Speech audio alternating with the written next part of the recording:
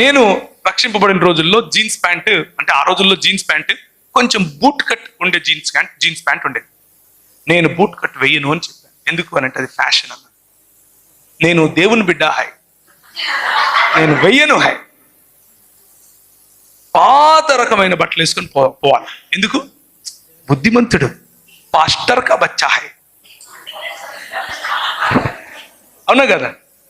Pressure, peer pressure. ఎంత pressure అంటే religion throws you into pressure.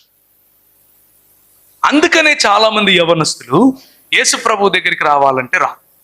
ఎందుకు రారు అని అంటే ప్రపంచంలో నిన్న ఒక శనివారము ఒక కమ్యూనిస్ట్ ఆయన, ఒక ఆర్ఎస్ఎస్ అంటే ఎక్స్ఆర్ఎస్ఎస్, ఇంకొక అంబేద్కరిస్ట్, ఈ ముగ్గురిని కూర్చోబెట్టి నేను ఒక చర్చ కండక్ట్ చేశాను రక్షణ టీవీలో. డిబేట్ లాంటి చర్చ. ఆ చర్చలో ఈ ఆర్ఎస్ఎస్ ఆయన అంటున్నాడు, యేసు ప్రభు అంటే ఎవరికి ఇబ్బంది ఉంటుందండి? ప్రపంచంలో అందరూ యేసు ప్రభుని నమ్ముతారు, అందరూ యేసు ప్రభు అంటే ఇష్టమే, కాకపోతే క్రైస్తవులు చూస్తేనే చిరాకు అంటున్నాడు. క్రైస్తవులను చూస్తే చిరాకు. నిన్న నేను కర్నూలులో ఉన్నాను. నిన్న రాత్రి 11 గంటలకు డ్రైవ్ చేసుకుంటూ నేను ఒక్కనే, నేనే డ్రైవరు, నేనే క్లీనరు, నేనే వాషరు. హైదరాబాద్కు వచ్చే వరకు 2 అయింది. కానీ ఎందుకు అంటే అక్కడున్న పాస్టర్ గారి పిల్లలు నాకు ఈ మాట చెప్తున్నారు, అన్న అంత బాగుందన్న, కానీ మా సంఘంలోకి రావాలంటే ఇది ఒక పెద్ద పరిసయ్యుల గుంపన్న అంటున్నారు. ఏం గుంపు? ఎందుకు అని అంటే బయట తెల్ల కనిపిస్తారన్నా, లోపల మాత్రం కుళ్ళన్నా, కుళ్ళు. ఇది మన సమస్య.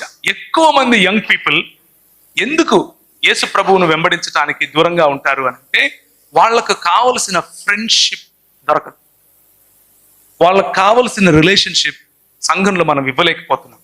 సంఘంలో అది కనిపించదు. వాళ్ళకి ఏమనిపిస్తుంది అని అంటే this is a boring life.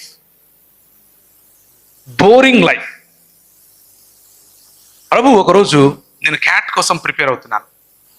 Cat అంటే MBA entrance examination, common admission test. CAT కోసం ప్రిపేర్ అవుతూ ఉంటే మతం శుక్రవారం వస్తే ఏం చేయమని చెప్తుంది? విన్నావా? మా జాతే ఎక్కువ ఉంది ఇక్కడ. పోస్టింగ్ చేయాలి.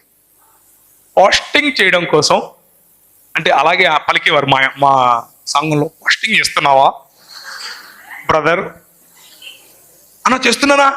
చేయలేదంటే నేను తక్కువ